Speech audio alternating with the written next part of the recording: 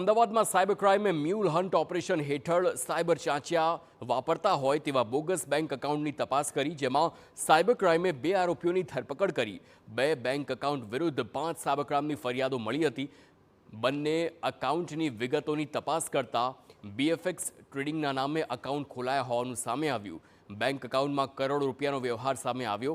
આ ઉપરાંત કંપનીના નામે અન્ય 8 એકાઉન્ટ પણ મળી આવ્યા.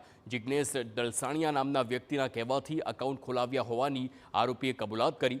આરોપીને એક એકાઉન્ટ દીઠ 40,000 રૂપિયા આપવામાં આવતા હોવાનું પણ સામે આવ્યું. તો બજાર એફએક્સ નામની એપ્લિકેશન મારફતે આ રૂપિયાના રોકાણ કરવામાં આવતું હતું. આરોપીની ઓફિસમાંથી 17 chequebook, 4 passbook, 15 check, 18 mobile, 40 debit card, credit card, laptop અને કાર્ડ સ્વાઇપ મશીન પણ મળી આવ્યું છે. આરોપીઓના કુલ 21 એકાઉન્ટ સામે 108 સાયબરની ફરિયાદો નોંધાયેલી છે. દુબઈથી માર્ક નામનો વ્યક્તિ આરોપીના બેંક ખાતામાં રૂપિયા ટ્રાન્સફર થતા હતા અને આરોપીઓએ અન્ય લોકોના નામે કુલ 62 બેંક એકાઉન્ટ ખોલાવ્યા હતા. જે બેંક એકાઉન્ટમાં અંદાજે 30 કરોડના વ્યવહારો થયા છે.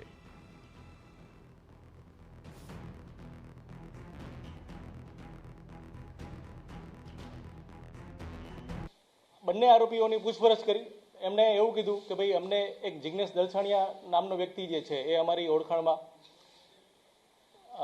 અગાઉ આવેલો હતો અને એમના કહેવાથી અમે આ બીએફએક્સ ટ્રેડિંગ અને આ ટ્રેડ બજારના એકાઉન્ટ જે છે એ અમે ખોલેલા હતા.